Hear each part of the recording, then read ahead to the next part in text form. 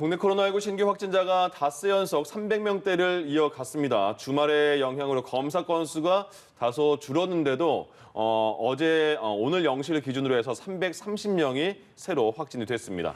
방역 당국은 이미 3차 유행이 진행 중인 걸로 판단하고 거리두기 2단계 검토 가능성에 무게를 두고 있습니다.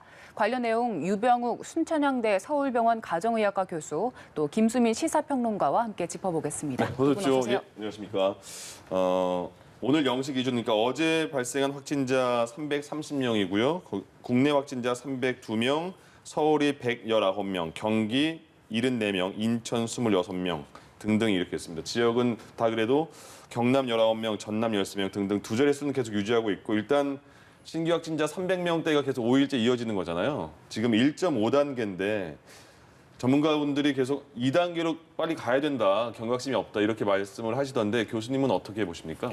사실 이게 방역적 측면에서는 지난 목요일, 금요일부터 사회적 거리두기 2단계로 진입을 해도 무방한 상태였습니다. 네.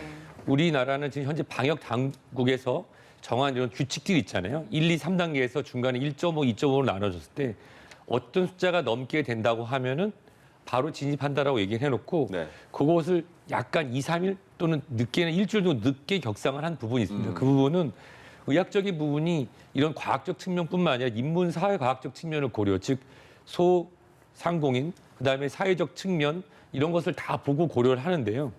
문제는 현재의 확산 속도, 재감염 지수라고 하는 게 바이러스가 어떤 바뀌거나 변이를 일으킨 것이 아니라 통계적 측면에서 봤을 때 한 사람이 한 명에게 감염을 시킨다고 할 때 1이라고 하면 네. 현재 1.5를 넘어서고 있는 상태라고 하고 이 부분은 많은 사람이 확산되고 있는 가파른 그런 상태입니다. 따라서 사회적 거리두기 2단계에 대한 부분이 뭐 일각에서는 늦었다라는 얘기도 있지만 예. 이번 주말을 통해서 심도 있는 논의를 하고 이미 한 지역에서는 1.5단계로 그 지역은 빠르게 진입했고 오늘 이미 2단계를 선언하지 않았습니까? 네. 이런 사회적 거리두기의 지방자치제의 선택권을 준 것에서 봤을 때 이 우리 중앙대책본부에서도 이 일정한 지자체에서 2단계로 들어선 것을 어떻게 보면 반대로 교훈을 삼아서 네. 진입을 준비해도 될 거라고 생각됩니다. 그러면 네. 그 지금 정부의 그 지침에서는 수도권의 경우에는 일주일 평균이 200명 이상일 때 2단계로 올린다 이런 거잖아요. 근데 지금 아직 200명은 안 됐는데 교수님 생각에서는 지금 상황에서도 2단계로 빨리 올리는 게 더 방역에 효과적이다 이런 말씀이신가요? 우선 그 여러 가지 단계 중에 1.5단계로 두 지역 이상이 일주일 이상 지속되거나 네. 말씀 주신 것처럼 서울 수도권 지역 같은 경우는 특정 인원이 얼마 지나야 된다는데 그게 지금 3일, 5일째 지속되고 있거든요. 네. 그러면 그게 일주일 될 때까지 기다리는 게 맞느냐. 왜냐하면 코로나19의 특성상 어제 감염된 사람이 오늘 발병이 돼서 내일 증상이 나타나는 것이 아니라 네. 노출된 사람 중에서도 30%만 발병되고 발병된 사람 중에 약 40%만 증상이 있어서 자기 발로 검사를 하기 때문에 지금도 이미 진행 중이고 지금 우리가 선언한다고 해서 일부를 차단한다 하더라도 확산되는 건 최소 일주일에서 열흘 정도는 지속되기 때문에 예. 그 숫자를 다 채우기보다는 이미 한 지역에서 그 지역은 천안, 아산, 원주와 더불어서 제가 순천을 말씀드리는데 네. 선제적으로 올려서 잡으려고 했으나 그것이 확산세를 늦추지 못했다고 판단했기 때문에 바로 또 선제로 나왔거든요. 네. 이런 부분을 우리가 역으로 배울 수도 있다고 판단이 됩니다. 예. 네, 알겠습니다. 자, 거리두기 단계가 3단계에서 5단계로 세분화되고 나서 이제 2단계가 적용이 만약에 되게 되면 이게 처음 겪는 2단계인데 구체적으로 2단계로 바뀌었을 때 어떤 것들이 달라지게 되나요? 네, 2단계 예전에 그 몇 달 전에도 한번 겪어봤기 때문에 어느 정도 기억하시는 분들이 있을 것 같은데요. 일단은 이제 음식점이라든지 카페, 여기에 영업이 제한이 되는데 카페 같은 경우는 이제 포장이라든지 뭐 배달 이런 것만 허용이 되는 것이고 음식점의 경우는 9시까지만 매장 영업이 허용이 된다라고 볼 수 있겠습니다. 전반적으로 이제 각 업종별로 수칙들이 정해져 있는데 일단은 이제 유흥주점이라든지 이런 시설들은 영업이 사실상 금지된다라고 볼 수 있겠고요. 영업이 되는 곳은 어떤 것이냐 하면은 이제 어떤 그 면적에 따른 제한이 생깁니다. 예를 들어서 4제곱미터 안에 한 명이 들어간다든지 내지는 8제곱미터 안에 한 명이 들어간다. 그러니까 쉽게 얘기해서 뭐 업종별로 다 기억하시기 어렵다면 저기 안에 지금 뭐 매장이라든지 이쪽을 보고 여기서 이제 면적이 어느 정도 되느냐, 내가 들어가도 복잡하지 않은가 이 정도는 계속 체크를 해보시는 게 좋을 것 같습니다. 그리고 이제 결혼식장, 장례식장 이런 데서도 100명 이상의 하객이 들어가는 것은 금지되거든요. 그러니까 어떤 모임에서든 간에 100명 이상의 인파가 모이는 것은 안 된다라고 하는 거 기억을 하시면 될 것 같습니다. 예, 일단 지금 거리두기 단계별로 좀 행동 요령에 대해서 네. 세세하게 설명을 해주셨는데 이 밖에도 저희가 또 일상생활에서 신경 써야 할 것들은 어떻게 있을까요? 일단은 뭐 식당, 카페 영업에 대해서는 아까 전에 9시 예. 이후에는 안 된다라고 하는 거 말씀을 드렸고요. 그리고 이제 뭐 예를 들어서 PC방에 가게 된다라고 했을 때는 PC방은 이제 과거에는 고위험 시설로 지정이 돼서 한때 영업이 금지된 적도 있었는데 PC방이 우리가 너무 이제 시설의 특성에 비해서 위험하다고 취급을 받고 있다라고 하는 여러 비판의 목소리도 있었고 어느 정도 그런 부분들이 반영이 됐습니다. 그래서 2단계에서 PC방 출입 같은 경우는 안 되는 것은 아니고요. 예. 거기서 이제 한 칸을 띄우고 그리고 음식 섭취는 안 된다. 이 정도 수칙을 지키면 되겠습니다. 그리고 PC방 중에서도 칸막이가 있는 PC방의 경우는 예. 한 칸 띄우기라든지 이런 것들을 굳이 지킬 필요 없이 칸막이 안에서 음식 섭취도 가능하다. 그러니까 2단계까지는 PC방 이용이 가능하다고 보시면 되겠고요.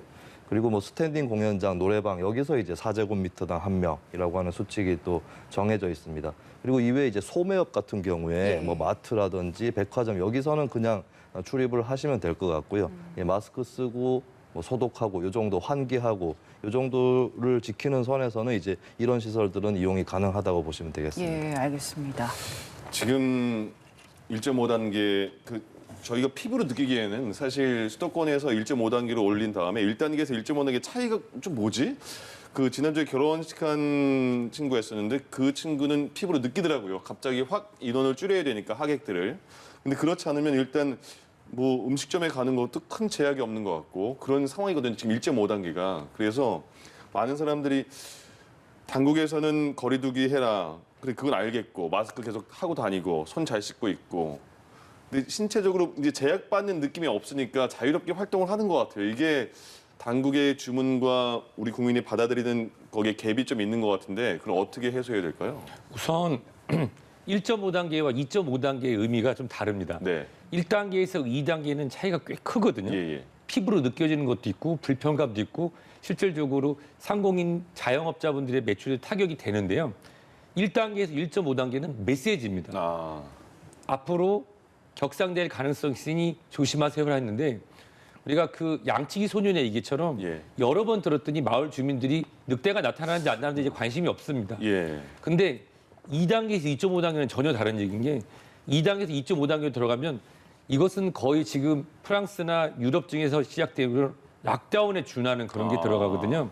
그렇기 때문에 그래서 방역 당국이 1단계에서 2단계로 바로 올리는 것은 대한민국 전체가 락다운에 들어갈 수 있다라고 하는 대외적 신인도의 이미지이기 때문에 네. 주저했던 부분이 저는 크다고 개인적으로 판단합니다. 예. 그래서 1.5단계의 부분에서 앞으로 우리가 경험을 해야 되는 게 앞으로 겨울에도 오르락내락을 반복할 거를 봅니다. 네. 그래서 이번에 우리가 배워야 되는 것은 2단계를 우리가 앞으로 경험하게 될 거고 2단계를 경험하고 그리고 수능을 잘 본 다음에 다시 1.5단계나 1단계로 내려갔을 때는 정부에서 얘기하는 사회적 거리두기 1.5단계는 이 어떤 경고의 의미지만 그것이 다시 우리에게 락다운에 둔하는 조치로 간다는 메시지로 아무래도 소통의 부족이 있지 않았나. 사실 모든 주변에서 1단계와 1.5단계를 구분해서 설명하시오 하면은 예. 전문가분들도 2명 중에 1명은 헷갈릴 거라 생각됩니다. 알겠습니다. 네. 그럼 김수민 평론가님, 지금 정부가 우리는 지금 사회적 거리두기 뭐 2단계로 올리냐 마느냐 이런 얘기도 나오고 있는데도 불구하고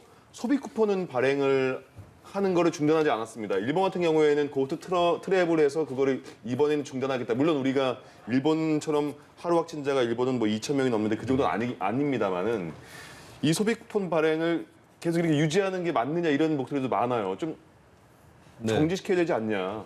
지금 이제 정부가 지금까지 방역과 경제라고 하는 두 가지를 다 성취하기 위해서 나름대로 노력을 해왔던 것인데 근데 어느 순간부터는 좀 경제가 더 우선이 된 것 같습니다. 시점이 가을을 넘어서 연말로 가다 보니까 경제 지표라든지 여러 성적표에도 신경을 쓰게 된 것 같고 예. 그런 의미에서 이제 오히려 사회적 거리두기 단계 격상은 좀 늦어지고 있는 느낌이 드는 반면에 예. 경제 쪽에서의 어떤 경기 부양이라든지 이쪽에는 더 방점이 찍혀 있는 상황이 바로 이 쿠폰에 대해서 입장이 정리되지 않는 것으로 드러나고 있는 것 같은데 예. 간단하게 이런 쿠폰을 발행한다고 했을 때는 어떤 그 방역에는 저해가 될 수 있는 사람들의 이동이라든지 밀집 이런 것들을 유도하는 것은 분명한 거거든요. 그렇다면 이제 사회적 거리두기 격상을 검토하는 과정이라면 당연히 쿠폰에 대해서는 이제는 좀 그만해야 된다라는 판단을 해야 될 수 있습니다. 사실 8월에 제2차 유행 때도 단순히 광복절 집회 이런 요인뿐만 아니라 정부에서도 쿠폰을 발행한다든가 하는 이런 장려하는 모습들도 방역 실패의 하나의 원인이었다는 것을 좀 기억을 할 필요가 있고 예. 물론 모든 쿠폰을 다 발행을 중단할 필요는 없을 겁니다. 그러니까 사람들이 이동하거나 밀집하는 거에 대해서 크게 뭐 나쁜 결과를 초래하지 않을 수 있는 부분도 있을 수 있거든요. 네네. 그런 부분들은 발행을 하더라도 어느 정도는 좀 이제 뭐 일선에서 현장에 가서 식사를 하도록 유도한다거나 이런 부분들은 좀 자제를 해야 될 필요가 있겠고 분명한 거는 방역이 실패하면 경제도 실패할 것이다라고 하는 겁니다. 게다가 이제 겨울철이 다가와 있고 제3차 유행이 현실화돼 있기 때문에 일단은 그 어떤 소상공인들의 피해를 더 막기 위해서라도 예. 방역에 지금은 방점을 둬야 될 때가 아닌가 예. 그렇게 보여집니다. 네. 그렇습니다. 근데 말씀하신 것처럼 지금 이제 3차 대유행 이야기까지 나오고 있는데, 그동안 1차나 2차 유행 때 같은 경우에는 자영업자나 소상공인들이 어느 정도 좀 버틸 수 있는 힘이 그나마 있었는데, 지금은 기반이 많이 약해진 상태잖아요. 네. 그렇기 때문에 이번 대유행 때 자영업자나 소상공인들에 대한 지원책이 따로 마련이 돼 있지 않으면 무너지는 분들이 상당히 많지 않을까 하는 우려도 들거든요. 네. 여기에 대해서도 좀 대책이 필요하지 않을까요? 그렇습니다. 당장의 이 상업적 피해가 더 이상 감당할 수 없을 수준이 아닌가 이런 점 때문에 정부도 많이 고민을 했고 이제 사회적 거리두기 격상에도 여러 가지 좀 주저하는 모습을 보이는 것 같은데요. 예. 근데 다시 말씀을 드리지만은 만약에 이 현재 300명대의 신규 일일 확진자 수가 계속 나오고 있고 이것은 현재로서는 그 확진을 한 것만 우리가 파악할 수 있을 뿐이지 이 바이러스가 어느 정도 전파가 돼 있는지는 미지수인 상황입니다. 예. 그걸 감안했을 때는 더블링이라든지 이렇게 갑자기 폭증하는 사태도 반드시 일어날 수 있고 그때가 되면은 울며 겨자 먹기로 예. 사회적 거리두기 단계를 뭐 3단계까지도 격상을 해야 되는 그런 상황이 올 수 있거든요. 그렇다면 그때는 오히려 자영업자들이 받을 수 있는 피해는 더 걷잡을 수 없이 불어나 있을 거다라는 것을 좀 감안을 해야 될 것 같고 오히려 현재 좀 사회적 거리두기 단계가 어떤 결과가 나왔을 때 뒤쫓아가는 듯한 그런 모습을 보이고 있는데 어떻게 보면 현재 나타나고 있는 상황보다 더 강력한 조치를 선제적으로 짧고 굵게 취하는 그럼으로써 오히려 겨울철 내내 어떤 소상공인들의 피해를 예방할 수 있는 그런 대책이 더 필요하지 않을까 그렇게 보여집니다. 예. 네. 자, 미국의 질병통제예방센터가 무증상 감염자가 거의 70%다 이런 말을 했어요. 그 전부터 무증상 감염자의 위험성을 많이 그 전문가분들이 언급을 했었는데 무증상 감염자가 이렇게 많고 그리고 그 중에서는 특히 젊은 층들은 무증상 감염이 더 많다. 근데 그로 인해서 확진이 감염이 되는 고연령층 분들은 위험한 거잖아요. 이 무증상 감염에 대해서는 저희가 대처를 할 방법이 되게 어려울 것 같은데 어때요? 사실 코로나 바이러스가 뭔지 다시 한번 생각해 보면 네네. 감기입니다. 야, 예. 예, 일반적으로 코로나 바이러스, 리노 바이러스, 아데노 바이러스가 감기를 일으키는 세 가지 중에 하나인데요. 감기 증상이라고 하는 것은 일반적으로 10대부터 40대까지 젊고 사회적 활동이 많은 사람들에게서 많이 나타나죠. 네. 그래서 무증상 감염자, 즉 이 바이러스 특성상 노출이 됐으나 감염되지 않은 사람, 노출되고 감염됐으나 증상이 없는 사람들 이렇게 분류를 해보자면 젊은 분들이 많겠죠. 다만 젊은 분들은 경증으로 큰 합병증 없이 심지어는 전혀 자각하지 않은 상태로 진행이 가능한데 그분들의 부모님들하고 접촉을 하거나 또는 고위험군과 같이 활동하는 경우에는 그것이 치명적일 수 있다는 거죠. 예, 예. 우리나라 같은 경우는 많은 부분 사회적 서구화되면서 핵가족, 1인 가족이 많이 늘었지만 그래도 부모님을 찾아뵙거나 어르신들을 만나는 부분이 많은데요. 따라서 이 미국에서 나온 연구 결과는 우리나라에 시사하는 바가 큽니다. 네. 앞으로 연말 그리고 앞으로 설 여러 가지 어르신들과 접촉할 수 있는 기회가 많을 텐데 젊은 분들이 무증상 확진 상태에서 본인은 인지하지 못하고 다른 누군가를 감염시킬 수 있기 때문에 어떻게 보면 앞으로 실내에서 사람을 만날 때도 음식을 먹거나 또는 특별히 마스크를 벗을 일이 없는 한은 사람을 만날 때도 올 겨울은 실내에서도 마스크 착용. 즉 예를 들어서 부모님 집에 만나러 인사를 하러 갔을 때도 음식은 드시지 말고 마스크 착용. 요 사례는 하나가 아마 기억이 나실 텐데 네. 특정한 모임에서 설명회를 했는데 한 분은 취식하지 않고 식사도 안 하시고 그다음에 계속 마스크를 쓰고 있던 그 한 분만 설명해서 확진이 되지 않았죠. 예. 그렇기 때문에 이 무증상 확진자가 많다는 것과 마스크 착용 시에도 실내에서 방역 수칙을 지키면 감염되지 않았다는 것이 우리 젊은 층에게 시사하는 바가 크다고 생각됩니다. 예, 그러니까 네. 이게 필요할 것 같아요. 또 인식도 근데 너무 친한 사람끼리는 두세 명 모였을 때, 야, 너 마스크 왜 쓰고 있냐 이런 분도 계시잖아요. 그러니까 그 문화가 좀 이제 우리 다 마스크 쓰자가 당연시 되는 생각을 좀 가지게 되는 것도 필요할 것 같아요. 가족 중에서라도. 이번 겨울은 특히나 예. 그 독감, 인플루엔자 예방 접종률도 생각보다 10% 이상 떨어져 있거든요. 그렇다면서요. 오히려. 예. 그렇기 때문에 실내에서 지인과의 접촉에도 마스크 착용, 회의 시 마스크 착용 등이 생활화가 되는 것이 필요하다고 생각됩니다. 예. 네. 자, 이번 감염 양상을 살펴봤을 때 또 우려스러운 점 하나가 의료기관에서 계속해서 집단 감염이 발생하고 있다는 점인데 병원에서 감염이 이루어질 경우 일단 코로나19 환자 말고도 기존에 진료를 받던 뭐 외래 환자들도 있을 거고요. 또 입원 환자들에 대한 관리가 필요할 것 같은데 이 부분에 대해서는 어떻게 신경 써야 될까요? 이 부분은 잊을만 하면 한 번씩 나옵니다. 우리나라를 대표하는 그런 의료기관에서 확진자가 나와. 심지어는 좀 자극적인 이런 신문 기사들이 나오죠. 예. 무슨 대학병원 뚫려 이런 표현이 나오는데 예, 예. 그건 적절하지 않은 표현입니다. 네. 그 이유는 우리나라는 2015년 메르스 코로나 바이러스 사태 이후 대한민국을 대표하는 정말 훌륭한 병원에서 이런 병원 전체가 뭐 봉쇄되거나 이런 일이 있었죠. 그 이후로 매뉴얼이 개발이 되고 각 층별로 직능별로 겹치지 않도록 특히 이런 위기 상황에는 교육이 되어 있고 환자가 발생하는 경우 의료진 또는 병원을 방문한 환자들 발생하는 경우 그것이 추적해서 격리하고 그걸 나눌 수 있는 시스템이 되어 있습니다. 최근에 의료진들 간의 감염이라든지 또는 병원을 방문하신 분의 감염이 일어나는 것은 이렇게 판단하시면 됩니다. 가장 안전하고 가장 관리가 잘 되는 곳에서 환자가 발생되고 있다는 것은 이미 지역사회에 많이 퍼져 있다라고 이해하시는 게 좋지 병원이 뚫렸으니까 병원은 가면 안 된다라고 이해하시는 게 아니라 예. 지역사회에 만연되어 있고 거기에 일부의 창인 병원에서도 환자가 발생 중이지만 병원은 관리가 잘 되는 곳이니 당신들께서 진료를 받으시는 분들은 방역 수칙을 지키고 병원에 확인하셔서 본인의 일정대로 만성관리 질환과 본인의 치료 일정을 변경하지 말고 치료를 받으셨으면 좋겠습니다. 예. 알겠습니다. 그 평론가님 지금 수도권이 일단 가장 많긴 합니다만은 지역도 지금 계속해서 두 자릿수가 나오거든요. 경남 19명, 전남 13명, 강원, 전북 이렇게 등등등.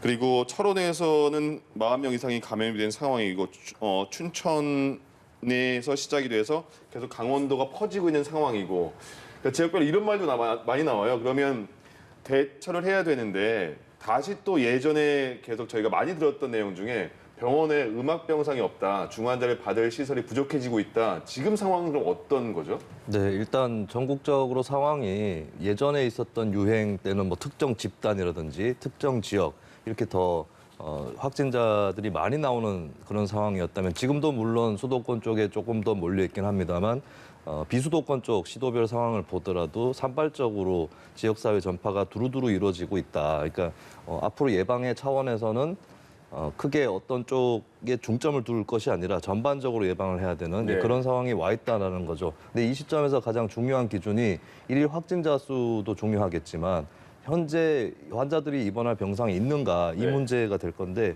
강원도 같은 경우는 이제 강원도의 인구 수에 비해서는 좀 확진자 수가 두드러져 보이거든요. 예. 실제로 병상도 음압병상 같은 경우는 한 130여 개 정도가 원래 있었는데 강원도 내에서 이제 한 30개 정도를 추가로 확보를 했습니다. 그런데도 불구하고 현재 가용할 수 있는 것은 37개 예. 정도가 남아 있다라고 하는 거고 중환자 병상은 16개 중에서 9개가 차 있다라고 하는 겁니다. 그러니까 이런 현실들이 이제 강원도뿐만 아니라 뭐 다른 시도도 대동소이하다라고 볼 수 있는데요. 예를 들면 이제 광주 전남 같은 경우도 조금 심각한 추이가 나타나고 있는데 여기서도 이제 한 140개 정도 가용 정도 남아 있다라고 하는 겁니다. 341개를 광주 전남에서 확보를 해뒀는데 이런 추세로 가면 자칫하면 이제 광주 전남에서도 나오는 얘기가 전북에 있는 병상을 또 빌려서 써야 될 수 있다 이런 얘기가 나오고 있거든요. 그래서 각 지역별로 상황을 살펴볼 때는 이런 식으로 가용 병상이 얼마인가, 얼마나 남아 있는가를 살펴보면서 또 격상을 사회적 거리두기 단계를 정하는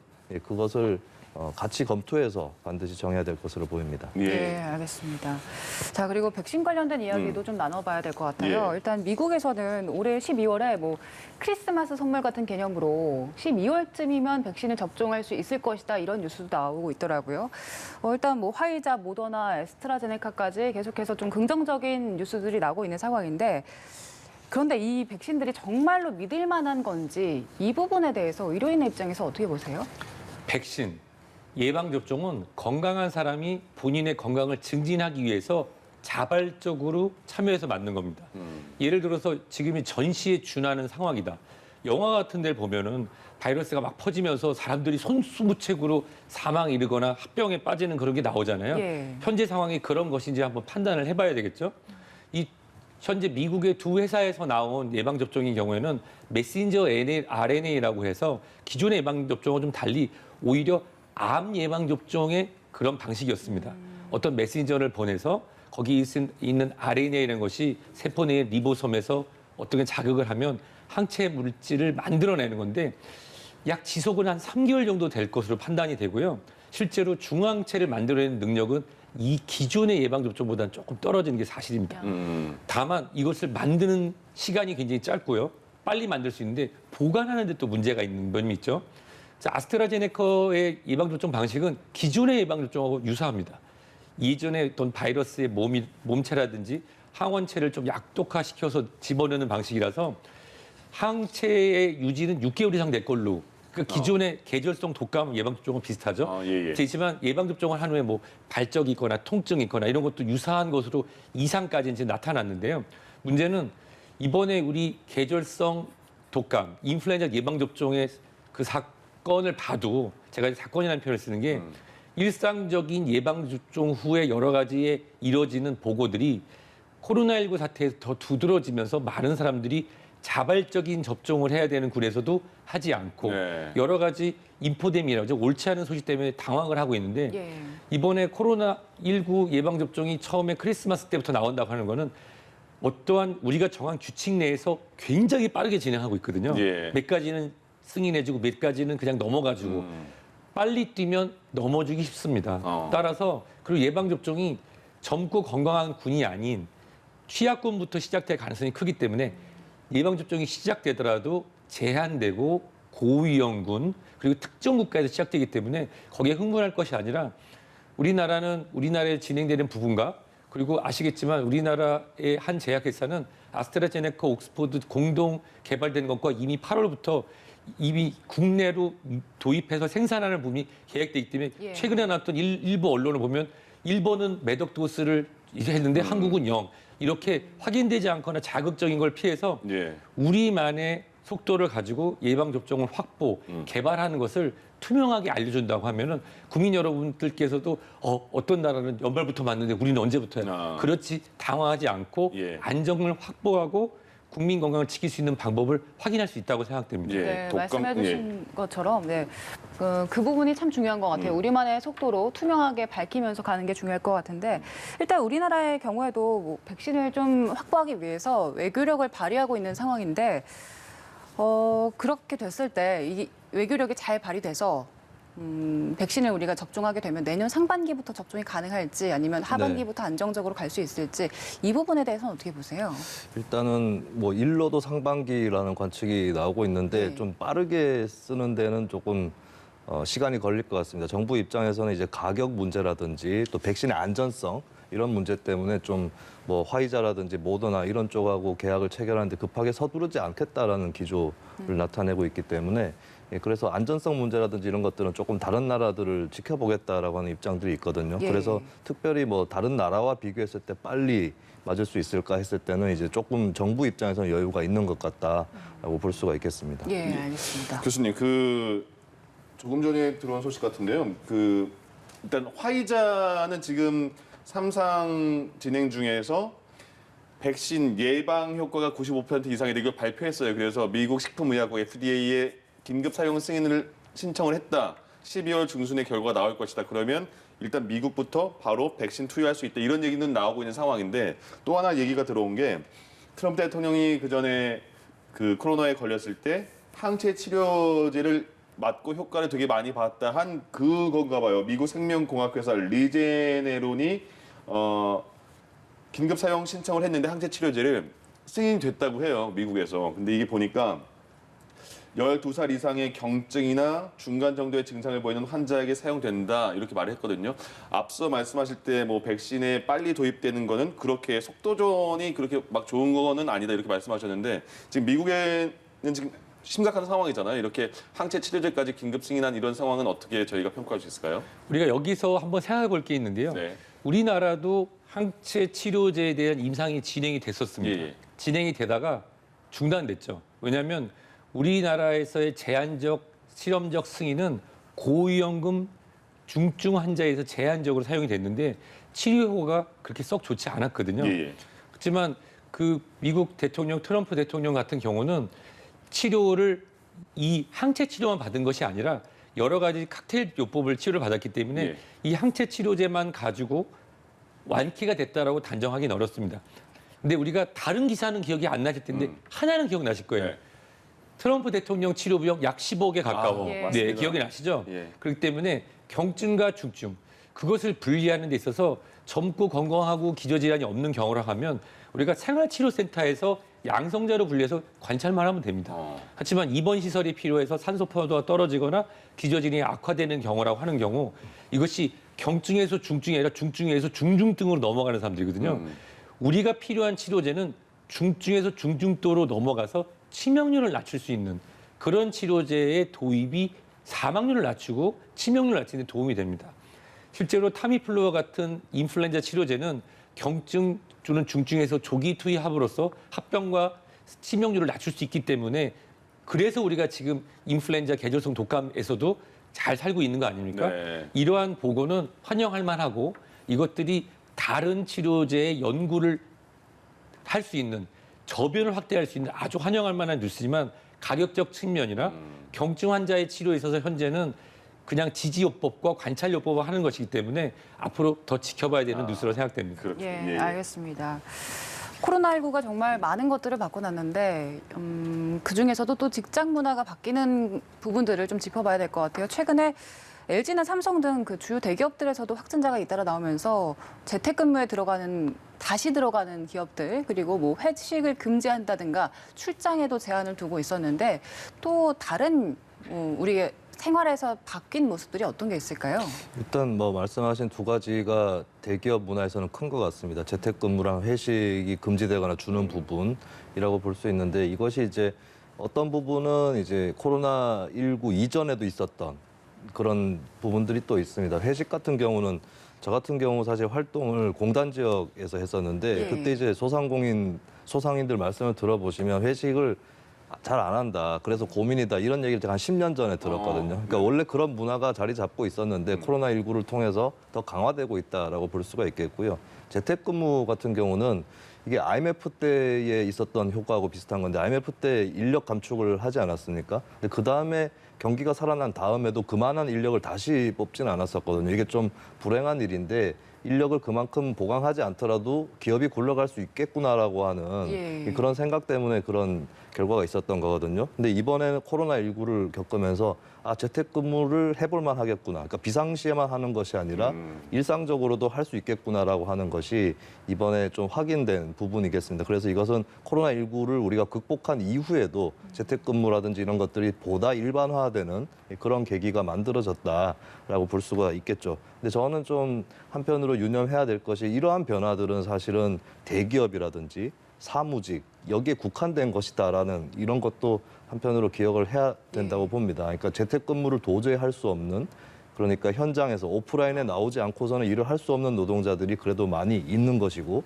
그리고 회식을 금지하고 이런 걸 떠나서 그냥 일터에서 열악한 환경에서 식사를 나눠 먹어야 했던 그래서 이제 코로나19 감염 사례도 있는데 그런 직장 또한 있다는 거. 그래서 한쪽에서 보여지는 모습이 미래 사회 전반적인 것은 아니다. 오히려 양극화가 될 수 있다라고 하는 그런 것도 같이 생각을 해봤으면 좋겠습니다. 예, 네, 알겠습니다. 항상 방역에 대한 말을 많이 들어서 그게 익숙해서 느슨해지면 정작 우리 스스로가 이제 불편해지니까요. 그 점을 다시 경각심을 잘 갖고 있어야겠습니다. 지금까지 순천향대 서울병원 유병욱 가정의학과 교수 김수민 시사평론가 두 분과 함께했습니다. 고맙습니다. 예.